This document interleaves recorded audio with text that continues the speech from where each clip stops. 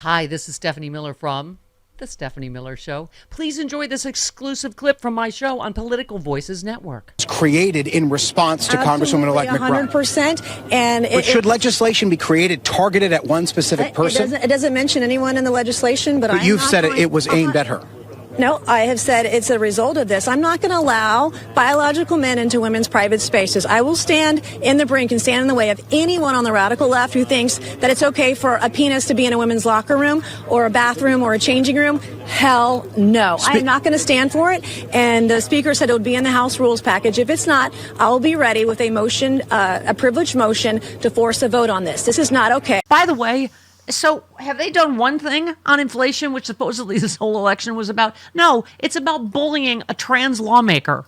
Oh my God, Nancy Mace is so despicable. That is the definition of a bully. She wants to put forward a bill. First of all, trans people have been using the bathroom in the Capitol forever, and everything is fine. Mm-hmm. Who cares who's peeing in the next stall? Oh my God. Okay. So anyway, there's one trans person that's been elected to Congress, Sarah McBride, and she has to make it a point to have her first move to be to bully her. Mm-hmm. That trans people can't use the bathroom. She doesn't mean she means you. She means she wants to keep her out of their reindeer games. This entire party. Mm-hmm. From now on, gang, we won't let Rudolph join in any reindeer games. Speaking of, was it drinking water turning you gay? I don't know what's okay. Is that RFK Jr. said that? Yeah, he said fluoride in drinking water. Fluoride, that's it. Yeah. Fluoride, that's it. Oh, is that what he blamed for why I wouldn't, back when he invited me falconing? It was all that fluoride. That's right. I told him I was gay. He's like, it's all right, bring your girlfriend. Did he really say that? Yes. Do you know what a skeeve ball he is? That's skeevy. I played his messages for, Robin Trish. Of Robin Trish. Do you still have them? You still have them? If only. His voice really did make it sound like he was masturbating. But I'm just, you know what? I did not save them. Oh, I wish you had. Who could have seen this coming? Oh, I wish you had. I saved the voicemail from Eric Stoltz to me years ago. So. Oh, I just saw him in an episode of Madam Secretary last night. He also directs a lot of those. He grew up very handsome. He's very handsome. He was just a goofy redheaded kid when I was at USC Theater with him. Man. Back when I was whining to Bill White about why he got an A and I didn't in drama class. He's a very nice guy. What did Bill White say? Can I say the kid's got it? He does. He's like, you're a unibrow loser. It's going to end up working in your basement. Did he really say that to you? You're not going to be Carol Burnett. You're going to work in your basement. Ali Sheedy had it too. Yes, she did. Us people that I went to school with had it. Whatever it is that you don't end up working in your basement. Chris, who said, I hate the word homophobia. It's not a phobia. You're not scared. You're a hole. Who said that? Snagglepuss. No. The fantastic Morgan Freeman. Although that is, a lot of Morgan Freeman quotes are thrown around out there attributed to him, but they're not him. Do we know that was Morgan Freeman? I don't know. It doesn't matter. It's a good thing, whatever it is that he said. So we're putting words into that man's mouth. Yeah. Have we said welcome Morning Joe viewers? Hello, good morning. What did I tell you yesterday? And they are on for 4 hours a day. Wow. Morning they Joe are? ratings. Do they do 4 hours of live programming? 4 hours a day. Yeah. Wow. I mean, I could have told you. Based on Monday morning's hour-by-hour ratings, Morning Joe viewers were not happy with Joe and Mika's announcement that they met privately with Trump at Mar-a-Lago and kissed the ring. Dino Badala is coming up on our show, and he wrote a great piece on this. He was talking about this about bowing to fascism on Joy Reid, in fact, just last week, and it was great. So Nielsen ratings obtained by Mediaite show a significant drop in viewers in the 7 a.m. hour. Roughly 38% of the lucrative 2554 demo tuned off MSNBC or switched to another network. I switched to CNN this morning. You know what it was? I went to look at like how they reacted to it. Just watch and local Joe was even more smug and condescending and insulting his viewers. Like it's just a few social media cranks and all my friends called and said it's so great. It was so like really. Do you know real people? Like really, other people in your media bubble or other rich white people from Montauk or wherever what does he have it? Anyway, CNN after 4 a.m. Pacific time is actually pretty good. Yeah, they don't do a lot of opinion panels or whatever. They do they give you the straight news, which I prefer. Yeah, it's just I like CNN between like midnight and 3 because then they're all drunk. Scarborough says the backlash to his 180 on Trump doesn't. First of all, they just have no credibility. whether they're supporting or criticizing Trump now. They have no credibility, right? I mean, you're worse than J.D. Vance. You called him out for saying he was Hitler. It was a week ago. Anyway, he said it doesn't reflect reality, the backlash. Yesterday, I saw for the first time what a massive disconnect there was between social media and the real world, because we were flooded with phone calls from people all day. Really? Kissing everyone your ass. from Southampton Right. to Montauk, to everyone that winters in antiques. Sorry. Okay. Literally all around the world. Very positive. Very All around the supportive. world. Oh, well, talk about living in your own little bubble, Joe. And your ratings are down, buddy, so those phone calls don't matter.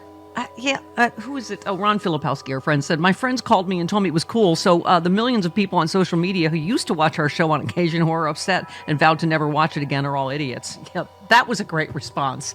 You're an idiot if you're upset by that. They should have just said, I'm sorry, we're just afraid to get arrested. Yeah. That's what they should have said. The new owners of MSNBC could fire them tomorrow. Oh, my God. You know mean, what? literally, It's all they had time to to say was, "We're rethink sorry, that we're afraid." disastrous not hiring the Stephanie Miller Show decision from whenever this I hope they learn This- their lesson. show started. Let that be a lesson to you people. I creep up on you. It takes time. What year is that? We were supposed to... Whenever Morning Joe 2008? started. 2008? It was when Right. Don Imus was fired. Imagine how 8 the or 9. world would be different. I think it was 2008. Yeah. We might still be trapped in that little island just off of the New Jersey Turnpike. I just remember Jim Ward and I going, the only place we could walk is this little parking Yeah. lot in Secaucus. And we spent like 20 minutes looking at a shoe going, how do you think that ended for that guy? It's Is Jersey. this mob? It's Yeah. Jersey. What is just It's one Jersey. shoe? We were trapped in some Sheraton that was cut off from the rest of the world by the New Jersey Turnpike. We couldn't cross it We couldn't or do anything. We We were couldn't do trapped. anything. How'd you get there? A car drove us. And then once the car dropped us off, Yeah. So we didn't get the job. We were like, oh, good. good. Now We we're can still back to leave- LA. We can finally leave Secaucus. Somehow. I didn't think we'd ever get out of this cul-de-sac.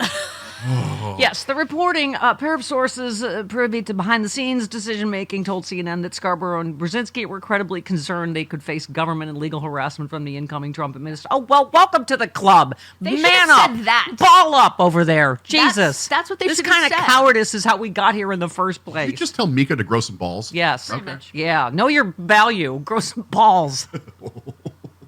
Throwing that in her face.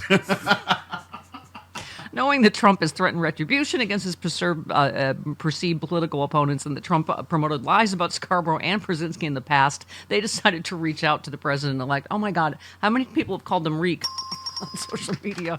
They're so reeky. Oliver Darcy said, how intellectually lazy to pretend that the very real criticism of their groveling before Trump is just noise from cranks on social media. Yeah, it's the arrogance, right? Ron's also tweeted, Joe Scarborough dismissed critics of his trip to Mar-a-Lago, saying they're disconnected from the real world. Dear Morning Joe, we are part of the real world, and elitist condescension only makes it worse. Sorry. Yeah. I mean, all they had to say was, we were terrified. That's why we went down there. Yes. At least that would be honest. I was honest the day after the election. I came in and said, the guy that owns the show, he said, you're the fourth host that's called and said, am I still going to have a show? Right. Of course, we're all scared. But you know what? This is how you defeat fascism. You don't, what do you call it? Obeying in advance? I mean, That's what first of Bittercofer all, calls it, Joe and Mika are multi-millionaires. leave Right? Like anytime. what's really going to happen to them? You know? I mean, it's... Ay, ay, ay. Okay, so yeah, you were mentioning this, Chris. So I have no idea what's going to happen. So cable TV networks, MSNBC and CNBC, to be spun off by Comcast. They're going to create a new company that will include MSNBC, CNBC, USA, on and on. cetera. Sci-fi. Golf Channel, yeah. E! I like Yeah. sci-fi. It's good. Resident Aliens on that. Okay. It's good. It's really good. Alan Tudyk, he's really good. The only thing, all I can tell you the only is- thing the Comcast is holding on to is Bravo. Oh, because that's Brava. a money machine with the desperate They people. print There's so money many over there. desperate people. They print money over Yeah. there. They really do. Okay. I don't want They have a lot of spin-offs. And Oh, they- Trump also picked the wrestling lady. Yes. Well, I mean, she did serve in his first Uh-huh. Yep. as the head of the Small Business Administration. So she has Is, government experience. Just tell me now, is Dr. Pepper going to be the new attorney, the new Surgeon General? Just tell me. So I can... Mayor McCheese. Mm-hmm.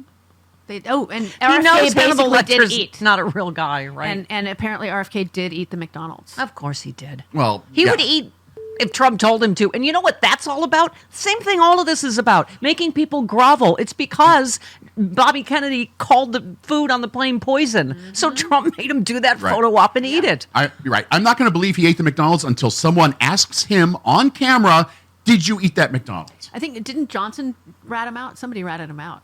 Yeah, Mike Johnson and Don Jr. ratted him out. Right, both of them have a vested interest in making him look like he ate McDonald's. But I want a reporter to ask him personally, did you eat that McDonald's? Oh, because he'll tell the truth. Yeah, he totally Well, I mean, it puts him in a corner. It puts him in a corner. And I want his baby in a corner? Yeah, I want him to be put in a corner. They're all hypocrites. Oh, my God, he's such a hypocrite. He's like if I see an environmentalist that just took a job in the drill baby administration. Oh, my God. If I see him at the gym, I'm going to go up to him, pretend I'm all broy, and I'm like, oh, he's not going to be slumming at your gym anymore. He's going to be. Oh, he will. He will. Is there a gym? Is there a gym on Air Force One that he'll be using? He'll be there. Hey, all. Glenn Kirshner here. I hope you'll join me on my new audio podcast, Justice Matters.